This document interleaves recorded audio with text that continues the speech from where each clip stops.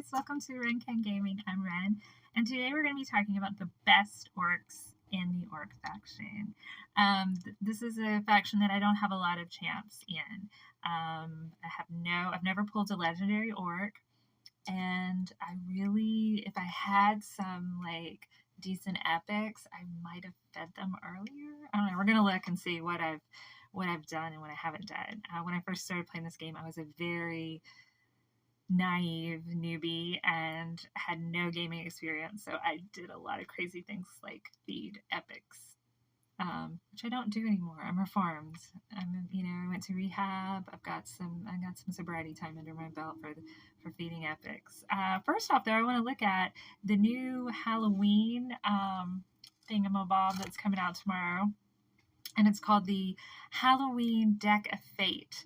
And earlier this year, when they announced the last kind of what's ahead video, Ray talked about that the Deck of Fate was going to be happening. And basically, I think what it's going to be is you're going to unlock and uncover cards.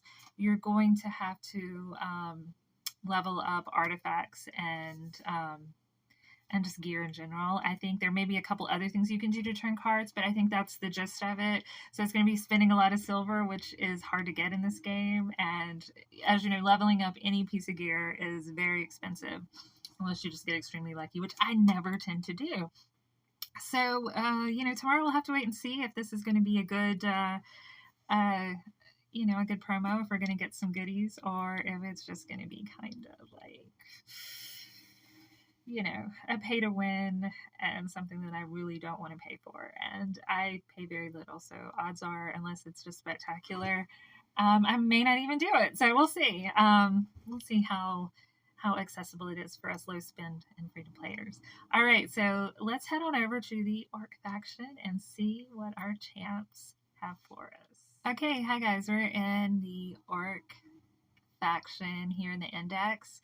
And as you can see, all of my legendaries are dark because I have 0. I've never pulled a legendary orc. So let's look at this first line here of who I would love to pull. And honestly, the person that I would really love to pull, I would love to pull Krila Woodcharm. She is a support champion, but she's got some really good shields. She places a shield equal to 10% of her max HP, so load her up with HP. And she places it on the ally with the lowest HP for 2 turns. So if you've got a nuker that you build to smack really hard, but it's a little squishy, she's going to help keep them alive. So definitely would help me in faction grips. Need all the support I can get. Let's see, her A2, she attacks one enemy, places a stun, has an 80% chance of teaming up with 3 random allies to attack a random enemy. Allies joining the attack will use their default skill, so they'll use their A1. Okay, so that's pretty cool, I guess. And her A3 places 50% increased attack and a 30% increased crit rate buff on all allies for 3 turns, then attacks all enemies. So that's good. So if you have trouble capping your crit rate out on your orc team, she can definitely help you there. You don't have to get it quite as high. And AoE is always a really good skill to have. I'm trying to think what kind of gear I would put her in for that AoE. She's going to have, basically, you're going to just want her to have some accuracy. Well, does she need accuracy? She doesn't need accuracy for that because that's a places. She doesn't need accuracy there. So really, she's just going to need speed and HP is what I think, Maybe place her, she already stuns, maybe place her in a stun set so she has an extra turn, an extra chance to stun on that AoE for her A3. But whatever you do, definitely she's going to need a lot of HP to land those big shields for her team. All right, so she's definitely somebody that I would like. Now let's look at anyone else that really stands out on that top row. On the second row, Iron Brago is somebody that I would really like to have right now. He's a defense champion, and his A1 is attacks with one enemy, 20% chance of decreasing the duration of all buffs. So, you know, that's going to really help you to get around, you know, to hitting faster, hitting harder. Fearless Charge is A2, 60% increase defense buff. So he's got the big increased defense buff, as you would expect, on all allies for 3 turns. That's huge. And has a 75% chance of placing a stun for 1 turn and a 75% chance of placing a stun for 2 turns if the target is under 2 or more buffs. So if they've got a lot of buffs, then you're going to get a 2-turn stun. So definitely doing a lot of work there and a lot of some good control work. His A3 is an AoE, and it has a 50% chance of placing a provoke for 1 turn. He also places a decreased attack, 50%, on all enemies for 2 turns if Iron Brago is under an increased defense buff himself. His damage is based on defense, so he's going to hit hard when he hits. He's not really, I think you're not really using him for a smack, but he can definitely do it if you need to. Increase the defense of all allies by 10%. So he's going to just make your team tanky to the max, and that's what you want, because faction crypts, stay alive, keep plodding through. I don't care how long it takes you, just get it cleared, right? And so his aura is, again, ally defense in Doom Tower. He is massive. He is massive. I think he could carry pretty much any orc team through all the floors of the faction crypt. I mean, really, he's massive for the bosses, for everything. I'm going to go with Iron Brago as my, so far, top Lego. So Kreela, Iron Brago, but Iron Brago is going to top Kreela right now. Now, one more person I want to look at in the Orc Legendaries, and that is Warlord himself. So, Mr. Warlord, Mr. Arena, right? Okay, Bludgeon. He's a legendary support champion. He is a Void legendary. Attacks 1 enemy, 25% chance of increasing the duration of all debuffs. So he's going to leave that damage on just a little bit longer. We always love that. And that will book up to a 35% chance. So that's even better. He places a block debuff on all allies. And also a shield is equal to 30% of his max HP, and that shield stays up for 2 turns. He also, we're not done, heals all allies by 25% of their max HP. So load him up on HP and the shields will be massive. Plus, when you're in arena and you're trying to put, as my team, when I have Stag, trying to put defense down and attack down, you know, he's not going to allow that. You know, he's just going to say no. You know, Warlord is just going to say, I don't think so. But, you know, I'm looking for faction crypt members right now, and Warlord is going to just basically, again, he's one of those people that's going to carry you. What a good pull if you can get him. Iron Brago and Warlord. Kreela's good, but Iron Brago and Warlord, they're going to be the ones that if you luck out and pull them, I think Orc faction crypt is done. I think you're going to be able to just clear it. If you have any other orcs to fill out your team, they're going to really help with that. Iron Brago definitely with the defense and staying alive, but yeah, Warlord, he's one of the best champions in the game, and for good reason. So his A3, he attacks all enemies, 70% chance to put each target skills on cooldown. Is a 30% chance to fully deplete each target's turn meter. So not only does he have a very good, not only does he have an AoE attack, but he has a huge chance to put the target skills on cooldown. So you get the little lock thing, and it will book up to, instead of 5 turns, if you book him, it'll go to 4 turns. He can do this on 4-turn cooldown, which is amazing, and it's, you know, just going to help you keep that coming. Has a 30% chance to fully deplete each target's turn meter. So, you know, you think you're going to take a chance? Nope, he's going to let you. That can definitely help in the floors of faction crypts. And of course, you know, he's best known for Doom Tower, for Arena. But, you know, he's definitely, he's an account changer, and not just for faction crypts, because like I said, with Iron Brago and him, if you happen to pull either one of those guys, it's an account changer all across the board. Your faction crypts are done, and you're going to have just your account's going to go up, and what you're able to do, huge levels. So 2 very good champions and excellent orcs. So let's look at some legendaries now. Bye-bye, Warlord. Oh no, please tell me I didn't just log out. Okay, I thought I had another X there. So I have Duke. Duke is good. We have Jorag. He's a race. Let's see, Torture Helm, Ultimate Gaelic. I'm trying to look and just see what all the epics we have. You know, and I think the best epic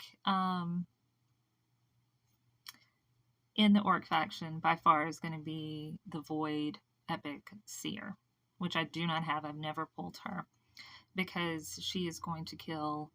She's basically the floor killer, you know. She's going to just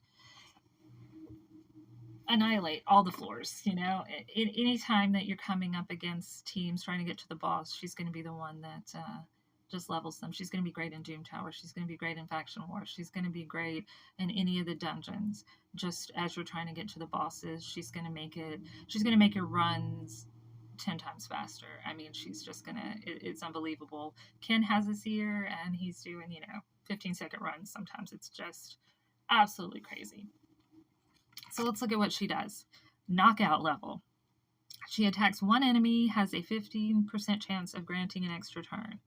Her damage is based on attack, but she's a support champion. She places a 30% increased crit rate buff on all allies for 2 turns, places a 25% weaken debuff on all enemies for 2 turns. Weaken is so necessary and useful in this game.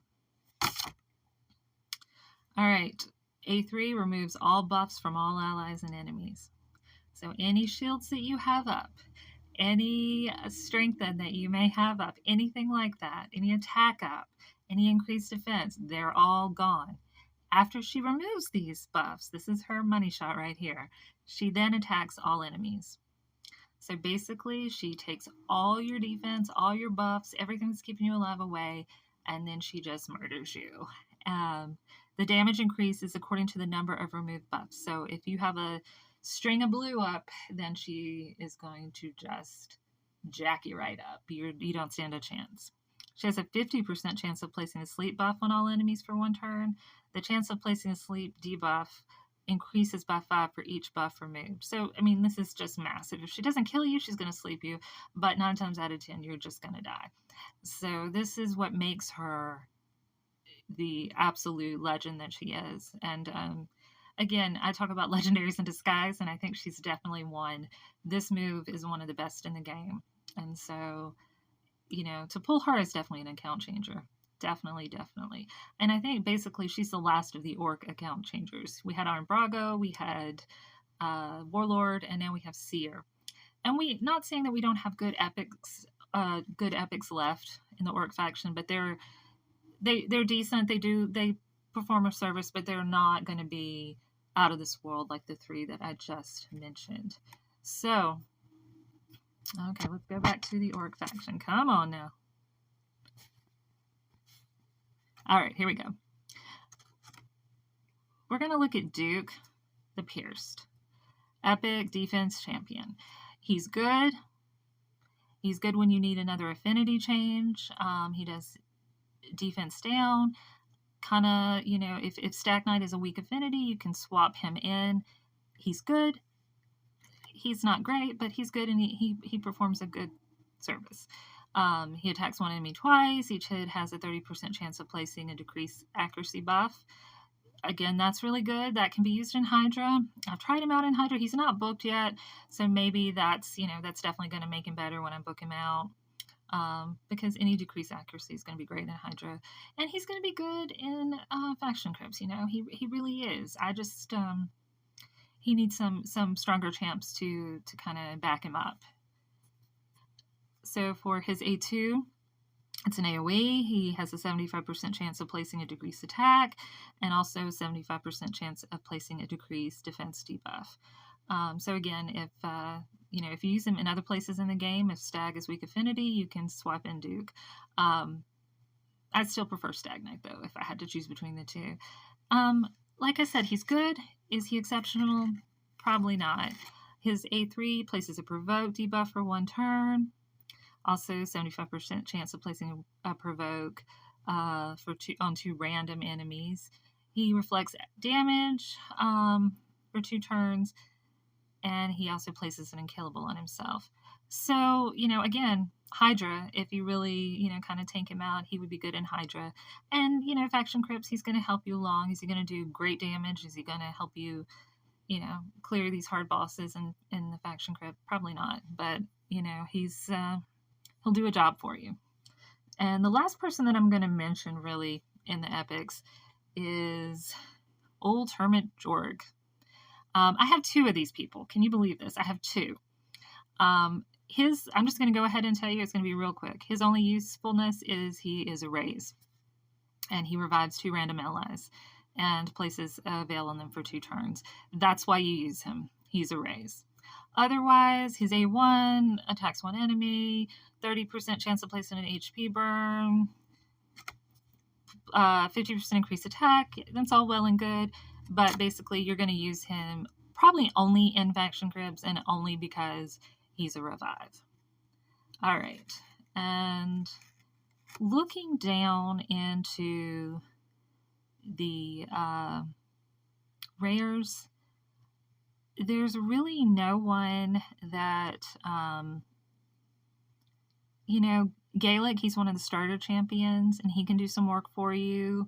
And if you have stronger champs, he can kind of round out a team. Pig Sticker, let's look at him. When he first came out, look at her rather, people were talking about using her a little bit. She attacks 1 enemy, 50% chance of placing a 50% heal reduction for 2 turns. That's a good debuff. Attacks 1 enemy, decreases the target's max HP by 20%. Okay, so an array 3 attacks 1 enemy twice and decreases. So I think that for the rares over Gaelic, I'm going to pick Pig Sticker. So I think in our legendaries, definitely I'm going to go with the best being Warlord and Iron Brago. And Epic, Seer takes that title, and Pig Sticker in the rares. All right, this has been the best orcs, Ren and Ken, and I'll catch you guys later. Bye.